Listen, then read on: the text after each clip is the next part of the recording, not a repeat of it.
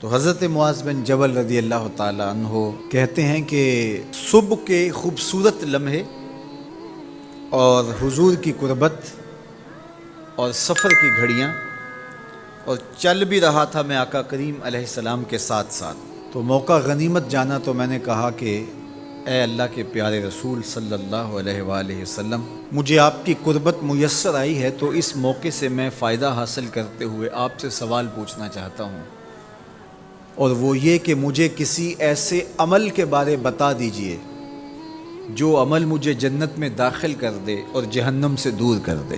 تو حضور علیہ السلام نے اس سوال پر ان کی تحسین فرمائی، فرمایا تو نے بہت بڑا سوال کیا ہے، اس کا جو جواب ہے کہ جنت نصیب ہو اور مجھے جہنم سے نجات ملے تو یہ اتنا آسان کام نہیں ہے، یہ بڑا مشکل کام ہے، لیکن جس پر اللہ آسان کر دے اس کے لیے مشکل نہیں ہے۔ یعنی جنت آسانی سے نہیں ملتی، جہنم سے بچنا بھی اتنا آسان نہیں ہے، بہت سارے گناہوں سے بچنا پڑتا ہے، لیکن اللہ جس کے لیے آسان کر دے اس کو نیکی کی توفیق دے دیتا ہے اور برائی سے اس کو بچا لیتا ہے۔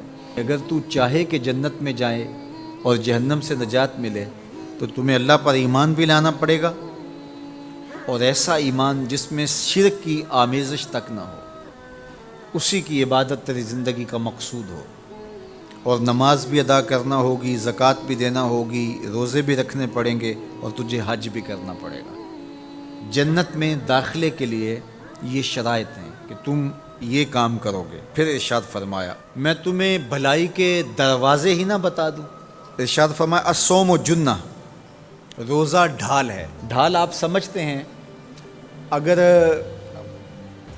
آپ لوگوں نے ڈھال نہیں دیکھی ہوئی تو آج کے زمانے کے اندر تو سب لوگوں نے جو ہے وہ ڈھال دیکھ لی ہے، چونکہ اس وقت ترکی نے اس طرح سے اپنے کلچر کو اور اپنی تہذیب کو جدید ذرائع ابلاغ کے ذریعے لوگوں تک پہنچایا ہے کہ اب 800-700 سالہ پرانی چیزیں بھی ہمارے سامنے آ گئی ہیں، ورنہ ہم یہ باتیں کیا کرتے تھے تو لوگ ان باتوں کو سمجھا نہیں کرتے تھے، چونکہ اس کا کوئی نمونہ اور شکل موجود نہیں تھی۔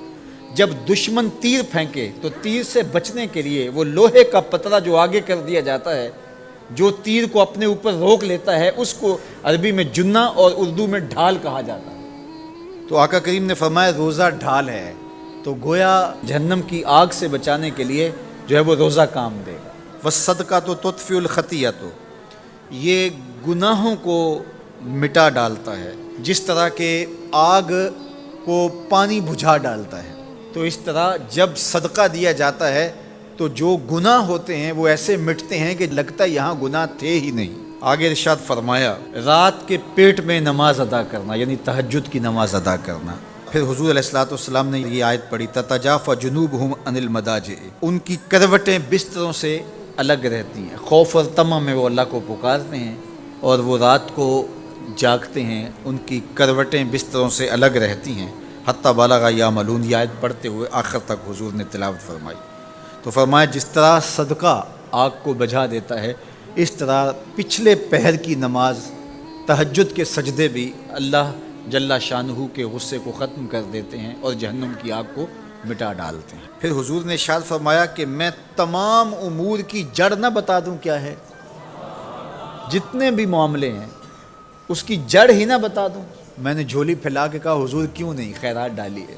تو حضور نے ارشاد فرمایا راس الامر الاسلام، سارے امور کی جڑ اور بنیاد، سر اسلام ہے۔ اگر اسلام ہے تو عمل قابل قبول ہے، اور اگر اسلام ہی نہیں ہے تو پھر جتنے مرضی نیک عمل کرتے رہیں، جتنا مرضی پانی ڈالیں، جتنی مرضی کھاد ڈالیں، تو اگر جڑ ہی نیچے سے کٹی ہوئی ہے تو درخت ہو پائے گا؟ کبھی بھی نہیں ہو پائے گا۔ تو کہا جڑ اسلام ہے، اس لیے عقیدے کی صحت عمل کی قبولیت کی ضمانت ہے۔ تو تمام امور کی جڑ اور بنیاد اور سرا اسلام ہے، اور اس کا ستون نماز ہے۔ اور صحابہ نماز کے جس طرح پابند رخوگر تھے، تو وہ تاریخ کی روایات آپ دیکھ سکتے ہیں، آپ کو ایک صحابی بھی بے نماز نہیں ملے گا۔ وَذِرْوَةُ صَنَامِهِ الْجِهَاد، اور کوہان کی بلندی، چوٹی اسلام کی، وہ جہاد ہے۔ جہاد سے اسلام کو سربلند کیا جا سکتا ہے۔ اسلام کا چھٹا رکن ہے جہاد، اور ہمیں جہاد کی ترغیب بھی دی گئی، اور قیامت تک یہ جہاد جاری بھی رہے گا اور کبھی بھی ختم ہونے کا نہیں ہے۔ ہاں اس کے اصول و ضوابط ہمیں دیے گئے، جہاد کے نام سے فساد فی الارض نہ کیا جائے، لیکن جہاد کا انکار اسلام کا انکار ہے۔ یہ اسلام کی چوٹی ہے، ذروۃ و سنام کہا گیا، یہ کوہان کی بلندی ہے۔ تو حضور علیہ السلام نے آخر میں فرمایا کہ میں تمہیں سارے معاملات کی جڑ ہی نہ بتا دوں، خلاصہ ہی نہ بیان کر دوں؟ قلت بلا یا نبی اللہ، میں نے کہا اے اللہ کے نبی کیوں نہیں؟ فاخذ بلسانہ، حضور نے اپنی مبارک زبان کو پکڑا، فقال، اور فرمایا، کف علیک ھذا، کہا اس کو روک لے، اس کو کنٹرول کر۔ تو کہتے ہیں میں نے کہا اے اللہ کے پیارے محبوب صلی اللہ علیہ وسلم، جو ہم باتیں کرتے ہیں اس سے بھی مواخذہ ہوگا؟ یعنی عمل پر تو پکڑ ہوگی، لیکن جو ہم زبان سے بات نکال دیتے ہیں تو کیا اس بات پر بھی مواخذہ ہوگا؟ تو حضور علیہ السلام نے ارشاد فرمایا کہ لوگ منہوں کے بل یا ٹھوڑیوں کے بل جہنم میں ڈالے جائیں گے، یہ ان کے بولے ہوئے بولوں کی وجہ سے ہوگا، ان کی زبان کی کمائی کی وجہ سے ہوگا۔ تو اپنی زبان کی حفاظت کرو تو جنت کا داخلہ مل جائے گا۔ تو گویا زبان کی حفاظت سے لے کر کے اللہ کے حضور سجدے تک اور اللہ کی عبادت تک، یہ ہے وہ نصاب جو جنت میں جانے کا ہے۔